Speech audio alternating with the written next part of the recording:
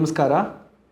ಮಾನಸಿಕ ಆರೋಗ್ಯ ಮತ್ತು ವೆಲ್ಬೀಯಿಂಗಿಗೆ ಸಂಬಂಧಪಟ್ಟಂಥ ಹಲವಾರು ವಿಚಾರಗಳನ್ನು ನಾವು ಇಲ್ಲಿವರೆಗೂ ಮಾತಾಡ್ಕೊಂಡು ಬಂದಿದ್ದೀವಿ.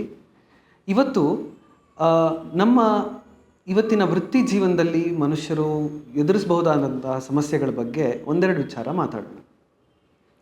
ಇವತ್ತಿನ ಜಾಬ್ ಮಾರ್ಕೆಟ್ ಅಂತ ನಾವೇನು ಕರಿತೀವಿ ಅದು ಹೇಗಿದೆ ಅಂತ ನೋಡಿದ್ರೆ, ಒಂದು ಸಂಗತಿಯನ್ನು ನಾನು ಮೊನ್ನೆ ಓದ್ತಾ ಇದ್ದೆ. ನಮ್ಮ ಭಾರತದಲ್ಲಿ ಮುಖ್ಯವಾಗಿ 3 ರೀತಿಯ ಸಮಸ್ಯೆಗಳನ್ನು ಕಾಣ್ತಾ ಇದೆ. ಒಂದು, ಕೆಲವರಿಗೆ ಕೆಲಸನೇ ಇಲ್ಲ. ಇನ್ನು ಕೆಲವರಿಗೆ ಕೆಲಸ ಇದೆ, ಆದರೆ ಅದು ಹೇಗೆ ಮಾಡಬೇಕು ಅಂತ ಗೊತ್ತಾಗ್ತಿಲ್ಲ. ಆದ್ದರಿಂದ ಅವರು ಎಷ್ಟು ಕೆಲಸ ಮಾಡಬೇಕೋ ಅಷ್ಟು ಪ್ರಮಾಣದಲ್ಲಿ ಕೆಲಸ ಮಾಡ್ತಾ ಇಲ್ಲ. ಇನ್ನು ಕೆಲವರಿಗೆ ಅತಿಯಾದ ಕೆಲಸ ಇದೆ, ಆದರೆ ತಮ್ಮ ನಿಜವಾದ ಸಾಮರ್ಥ್ಯವನ್ನು ಸರಿಯಾಗಿ ಬಳಸ್ಕೊಳ್ಳೋಕ್ಕಾಗ್ತಾ ಇಲ್ಲ. ಈ 3 ಸನ್ನಿವೇಶ ನಾವು ಗಮನಿಸಿದಾಗ ಏನು ಗೊತ್ತಾಗುತ್ತೆ ಅಂತಂದರೆ, ನಮ್ಮ ದೇಶದಲ್ಲಿ ಯಾರ್ಯಾರು ಯಾವ್ಯಾವ ಕೆಲಸವನ್ನು ಹೇಗೆ ಮಾಡಬೇಕೋ ಅದನ್ನು ಹಾಗೆ ಮಾಡ್ತಾ ಇಲ್ಲ. ಕೆಲವರಿಗೆ ವಿಪರೀತವಾದ ಕೆಲಸ, ಕೆಲವರಿಗೆ ಕೆಲಸನೇ ಇಲ್ಲ, ಇನ್ನು ಮಧ್ಯದಲ್ಲಿರೋರಿಗೆ ಕೆಲಸ ಇದೆ ಆದರೆ ಅದು ಹೇಗೆ ಮಾಡಬೇಕು ಅಂತ ಗೊತ್ತಾಗ್ತಾ ಇಲ್ಲ.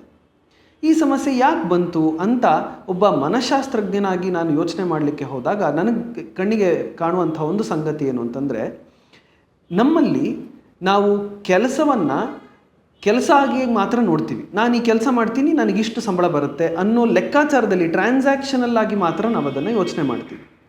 ಆದರೆ ಹೀಗೆ ಮಾಡಿದಾಗ ಏನು ಸಮಸ್ಯೆ ಆಗುತ್ತೆ, ನಾವು ಕೆಲಸದಲ್ಲಿ ತೊಡಗಿಸಿಕೊಳ್ಳೋದಿಲ್ಲ. ಅಂದರೆ ಈ ಕೆಲಸ ಇದು ನಾನು ಖುಷಿಯಿಂದ ಮಾಡಬೇಕು, ಇದು ನಾನು ಇಷ್ಟಪಟ್ಟು ಮಾಡಬೇಕು, ಇದರಲ್ಲಿ ನನಗೇನೋ ಸಾಧನೆ ಇದೆ, ಇದನ್ನು ಮಾಡಿದಾಗ ನಾನು ಏನೋ ಸಾಧಿಸಬಹುದು ಅಂತ ನಾವು ಉದಾತ್ತವಾಗಿ ಯೋಚನೆ ಮಾಡಲಿಕ್ಕಾಗೋದಿಲ್ಲ.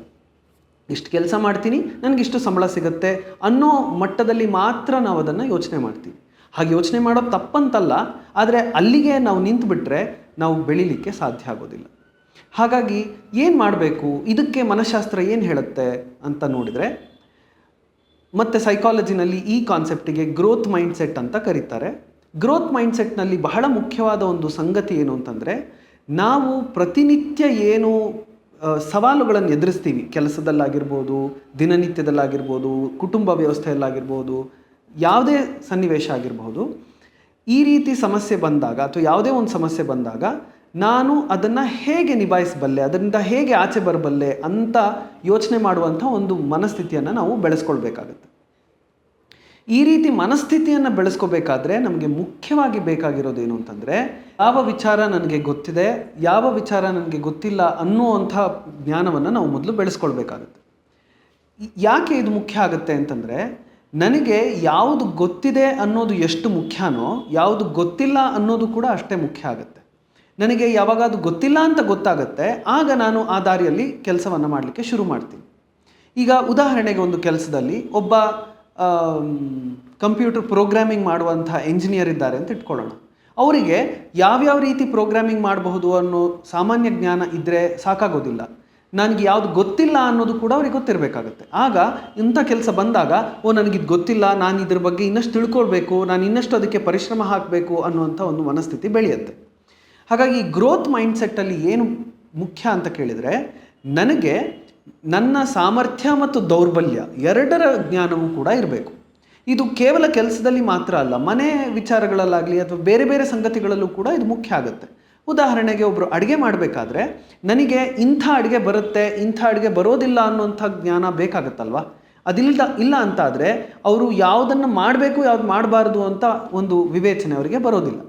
ಹಾಗೆ ನಾವು ಪ್ರತಿನಿತ್ಯ ನಮ್ಮ ಕೆಲಸಗಳಲ್ಲಿ ನಾವು ಏನು ಮಾಡ್ತಾ ಇದ್ದೀವಿ, ಅದು ಎಷ್ಟು ನನಗೆ ಗೊತ್ತಿದೆ, ಇದರಲ್ಲಿ ನನಗೆ ಎಷ್ಟು ಭಾಗ ಗೊತ್ತಿಲ್ಲ ಅನ್ನುವಂಥ ಜ್ಞಾನ ಇದ್ದಾಗ ನಾವು ಅದನ್ನು ತಿಳ್ಕೊಳ್ಳಿಕ್ಕೆ ಪ್ರಯತ್ನವನ್ನು ಪಡ್ತೀವಿ. ಇದನ್ನೇ ಸ್ಕಿಲ್ ಗ್ಯಾಪ್ ಅನಾಲಿಸಿಸ್ ಅಂತ ಕೂಡ ಕರೀತಾರೆ.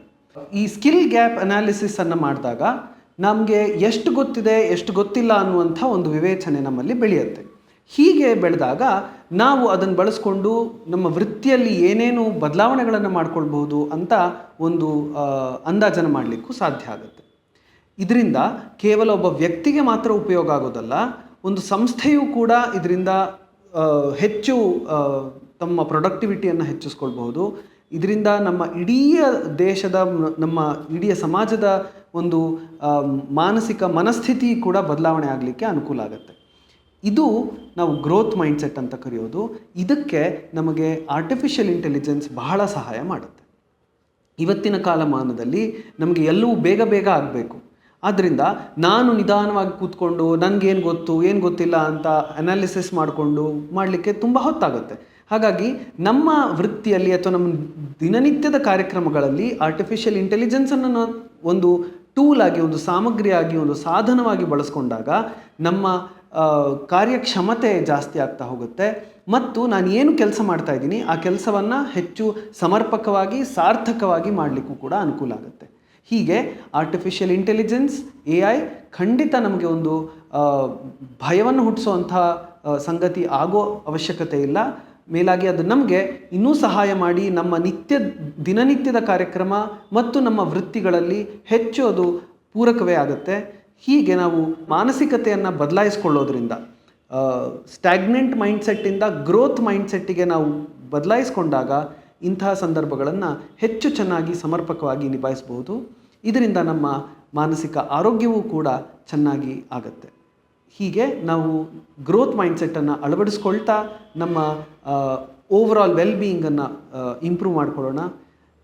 ಇಂಥ ಹಲವಾರು ವಿಚಾರಗಳನ್ನು ಮತ್ತಷ್ಟು ಚರ್ಚೆ ಮಾಡ್ತಾ ನಾವು ಮುಂದಿನ ವಿಡಿಯೋದಲ್ಲಿ ಮತ್ತೆ ಭೇಟಿಯಾಗೋಣ. ಅಲ್ಲಿವರೆಗೂ ನಮಸ್ಕಾರ.